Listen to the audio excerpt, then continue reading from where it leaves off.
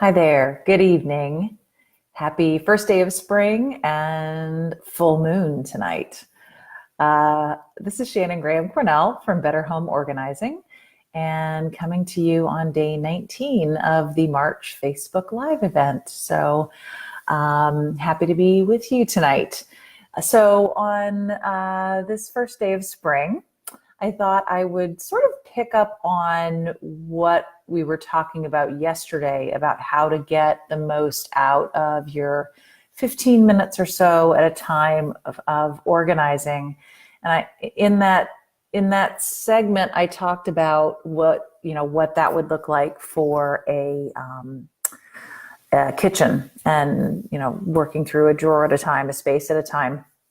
And I thought today I would talk about a couple things, but one is what that would look like in another area of the home, and specifically the bedroom closet and the master closet, because clothing is can be a really challenging area for people to work through. But before I start talking about closets, I want to talk a little bit about the Marie Kondo method called the KonMari method. And it's one that has definitely become very popular this year. Her book originally came out in, I think it was 2014. It's called The Life-Changing Magic of Tidying Up. And when that book came out, it was pretty popular. But now that she has a new TV show on Netflix called Tidying Up, that it's kind of, re-energized people's interest in the Marie Kondo method. And particularly when it comes to her very specific approach to doing organizing. And I wanted to talk a little bit about that because it does relate to the whole, question of 15 minutes and tackling closets. So her method is, it's all about assessing the joy that your items bring to you. And in her method, the first thing she has people address is their clothing. And her method for doing that is, she says, take every piece of clothing that you own from wherever you have it stored. So whether that's storage rooms, closets, under the bed, dressers, whatever, take it all out and put it on your bed or, a clean space on your floor, but get it all together so that you are looking at all of your clothes at once.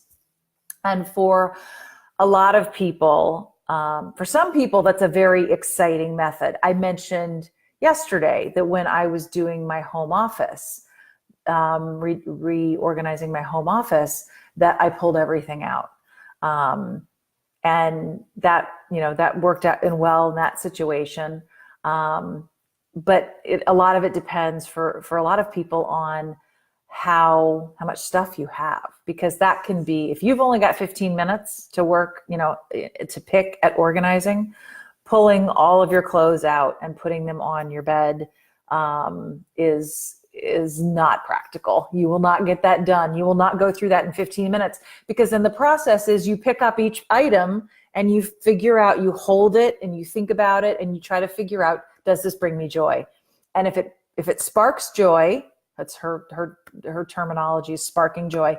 If it sparks joy, it stays. And if it doesn't, it goes. And so it's a very, two parts to that method, but she is very adamant that whatever it is that you are organizing, you need to bring it all out. That you want to deal with each category, each large category, all at once, holistically. And again, for some people, that's not particularly practical. So, but I will say I love the idea of sparking joy, using the idea of sparking joy as a way of thinking through an item, whether or not it should stay or whether it should be set free to live a new life elsewhere with someone else. Because I think that and we've talked about this before, that what works for you to get you motivated to organize and get you able to think through decluttering, it varies from person to person. And so I am always on the lookout for ideas like Spark Joy to add to my toolkit, so that if I come across a client for whom that works, then fabulous. That's a way that we can reframe what we're doing so that it's less upsetting or daunting or whatever. So I love that idea of how to think through items with sparking joy. But the bringing everything out, like I said, and putting it all in the bed and having to assess it all is a big task. So what I'm going to talk a little bit about is a method that allows you to work in smaller chunks. And it's primarily, there's really two parts to it. I do recommend that you work one category at a time. And I don't mean a category. Marie Kondo would say work one category at a time too, but her category is clothes. So I'm not suggesting that you're working with all your clothes all at once. What I do suggest is that, first of all, do all your laundry or do at least the laundry that you need to do so that you have a category of clothing available to you.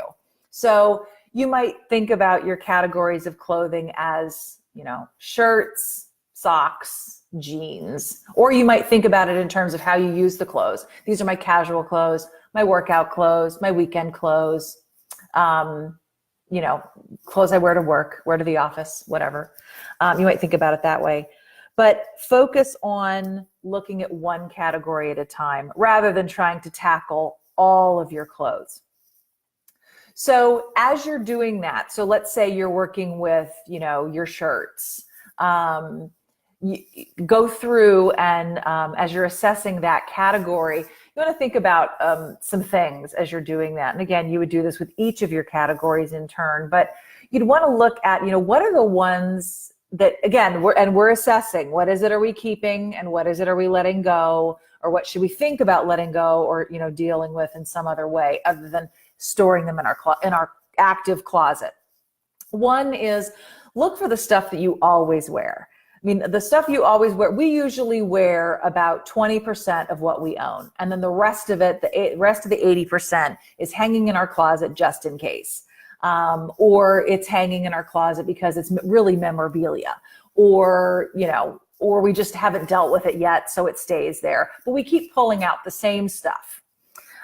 So look at what you always wear and, take and assess it. I mean, I would say that if the good chances, if you always wear it, it's something that you love. It's something that you want to remain in your life. But it could also be something that you always wear because you don't have anything better. This is a category, or this is an example of something that you make do with and you don't exactly love it. So if you are, assessing this by, does it spark joy? Well, if I'm always wearing it, if this is my favorite t-shirt, then yes, I'm always wearing it. It sparks joy. But I may be wearing a pair of jeans because they're the only ones that fit me right now, and I don't love them. So I might say, these don't spark joy. They make me feel fat or whatever. So I'm going to get rid of them. But resist the urge to do that without replacing it first. So as you're assessing, look at, are there things that you need to replace? You need to get a better version of something. And if you do make a list of that. So it's not always just about getting rid of everything, but it's also about assessing, what do I need and what do I need to add to my wardrobe? So, think about that as you're going through. But in terms of other things you might want to get rid of, what doesn't fit? We very often will save things that don't fit because someday we might be that size again or whatever. And I always try, when I do that, I always try to think about what are the outfits that if I were that size again, I would absolutely just be dying to wear. And in that case, I will save, what are the ones that I really would just love to wear again? Not that I could wear again, but what would I love to wear again? Like, oh, I can't wait until I lose 10 pounds so that I can fit in that shirt again. I love that shirt. And I'll be so excited when I hit that goal. And I might save that. And that would be special, but there might be only a couple things that fall in that category. The rest of them might be things that, their time has passed and I wouldn't want to wear them again. And actually, if I got, to that weight, then I might actually want to go buy some new things and celebrate. But, hanging on. So if you are hanging on to some things that, don't fit and you're hoping that maybe it'll inspire you to reach a goal, be selective about what you're saving. Because the other thing is, if you've got a closet and you walk in and be selective and set it aside somewhere. Because if you're that you can go retrieve again, if you reach your goal. Because if you walk into your closet and everything in your closet is something that you don't fit in anymore, and it's just it's not a good feeling. So, put those things aside, save the special ones and put those things aside. And then when you reach your goal, then you can bring it out and you can celebrate with those few things, but it's not, something that's taking up real estate in your wardrobe every day. Also, as you're assessing things, look for stuff that's worn out or stuff that's got holes in it. Certainly you'll want to get rid of those kinds of things. And maybe, that's a sign for, I need to replace that. It was a great shirt, loved wearing it, but I need to replace it. I've worn it out. Also look for things that are, in the case of things like socks or in the case of things that have part of a pair, things that are mateless, let those go. You don't need to be saving. If you really feel like, okay, I really can't take the chance that I may find this one sock again someday, put your mateless sock to the side with a note on it, or put it in a special, box or something, and put a note on it that's like, in 6 weeks, put a date on it. And if you haven't found the mate in 6 weeks, you're not going to. So just let it go. But if it's, if it's something that's mateless, or if it's something that's broken, that may be something to let go. Or say, you know what, I really like that belt, but I need to get this piece on it fixed. Set yourself a deadline to get it fixed. And if you haven't gotten it fixed, let it go. Because we often hang on to things that we intend to fix someday, and someday never comes. There's always a bigger priority and something better to spend our time on. So if a certain amount of time goes by and you still haven't taken care of it, it wasn't that important to you anyway. So just go ahead and let it go. It's all right. Bad purchases. So we often hang on to things, or expensive items. Those are two things that we hang on to because we feel guilty. We spent money on it. And, the purchase was a, color that you ended up not liking, or it ended up being something expensive. And we hang on to those things because we feel like it's a waste, or we spent money on this and now, it's, it would be bad to get rid of it because it costs so much or whatever. Here's the thing. And this is actually an idea from Marie Kondo also that I really, really like. It's probably the best, at least for me, way of reframing I've heard about how to deal with the bad purchase or the expensive item, is that object, there was a reason that object came into your life. And that object did, in the case of a bad purchase, what it did, the value it brought to you, was that it showed you what you don't like. It showed you something that isn't a part of your style or your preference when we're talking about clothing. So it taught you something about yourself. That was the value of that purchase, the value of that object. It has served its purpose. It's taught you, you know what? I don't like green sweaters. Okay.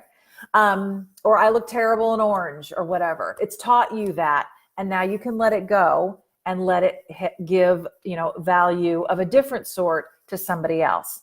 I love that. I love that idea that the benefit it gave to you, you've already gotten, and you are getting no more benefit out of it by having it hang in your closet. You're getting no benefit out of it other than it's taking up space, which is not a benefit at all. And the same is true with expensive items. It taught you a lesson. It taught you something. And it served its purpose when it came into your life and it brought you joy of now having this thing, of the possibilities that you thought it might bring. Even though it didn't, that was the joy of bringing it into your life was, again, the value that it had. So in that case, especially if it's an expensive item and you don't feel comfortable donating it, try selling it. Do consignment. If it's something that can be sold on eBay, sell it there. Facebook Marketplace, you might try that to try to sell it and get some money back, or find a very, very special charity that you really, really just feel so attached to. And so in that case, giving them an expensive item would feel really good to you, because you're not getting any money back from it hanging in your closet. You are getting no richer. It is a sunk cost. You're getting no richer having it hang in your closet than giving it away or trying to sell it if you want to recoup. Also, when you're looking through your category, whatever category you've picked, look for how many of the same type of thing you have. So do you need 6 black sweaters? Do you need, 14 pairs of the same color, same style jean, or close enough? Take a look and see how many of the same thing do I have and how many of the same thing do I need? Now, in a lot of cases, we do need multiples of things, but we may not need 10 of them. We might be okay with 6. Assess how often you do laundry, and are you willing to do laundry more? Do you want to do laundry less? And if that's the case, then make sure you have the appropriate amount of clothes. So if you need, I need a brand new clean black sweater for every day of the week. Okay, fine. So then you need 7 black sweaters if you're willing to do laundry 1 day a week. If you're willing to do it more frequently, then you may not need, that many sweaters.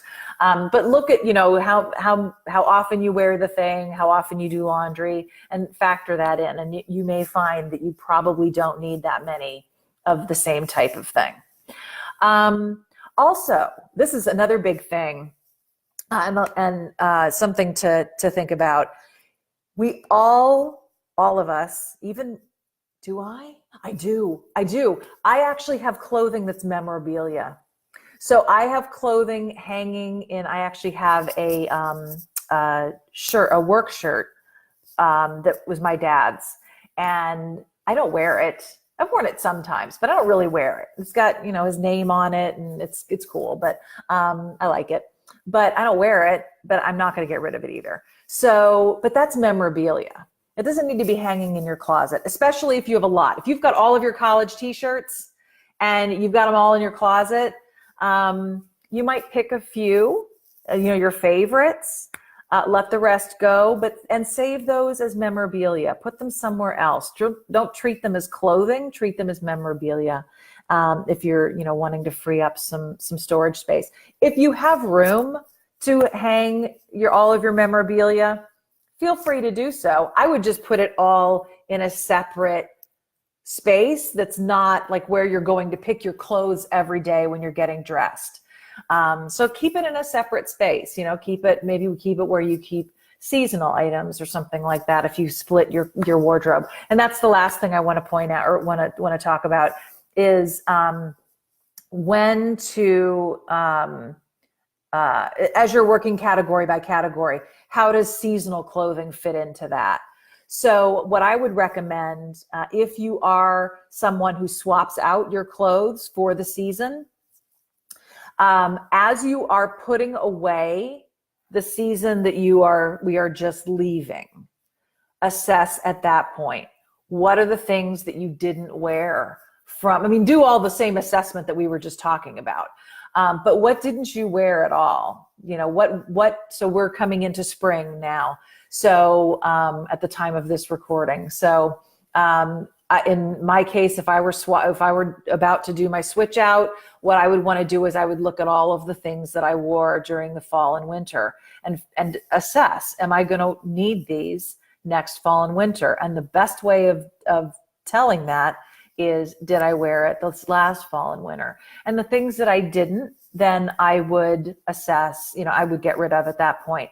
I don't recommend, or you can also do it as you are, the other option is you can also assess the season that's coming up as you're pulling it out.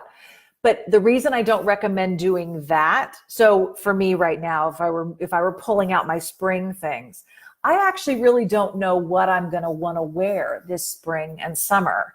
And so if I'm trying to make decisions about things that I you know, don't spark joy or do spark joy or whatever, and it's the upcoming season, then I may get rid of something that actually I would have wanted to wear. So that's why I recommend do the decluttering process, the assessment process on the season that you're just wrapping up, because you'll have a really good sense. First of all, you'll have a better sense of everything that you own in that category, but you can assess, did you actually use it this season? And if you didn't, then that's a good likely candidate for not wearing it next season, or the next fall or winter.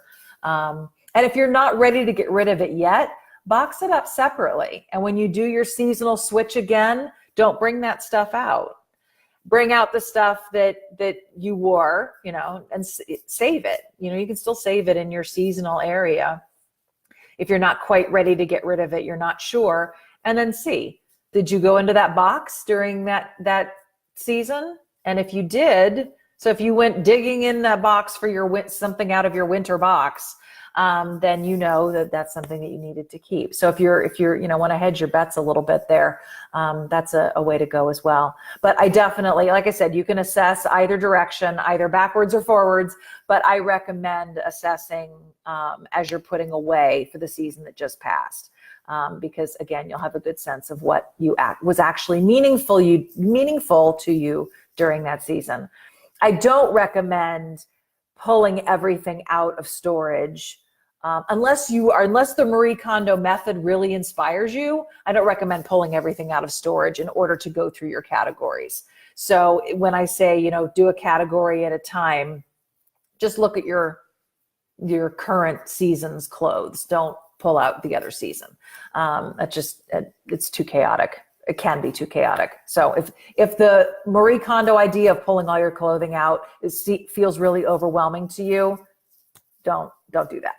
So those are my tips for working through a closet in little chunks of time. And again, like we talked about yesterday, pick categories that fit your time frame that you have available to you. So, if all you have time to do is go through and make sure you've got matching socks for everything, and matching pairs for your socks, and you get rid of the socks that have no mates, and that's what you do for the one evening, that's perfect.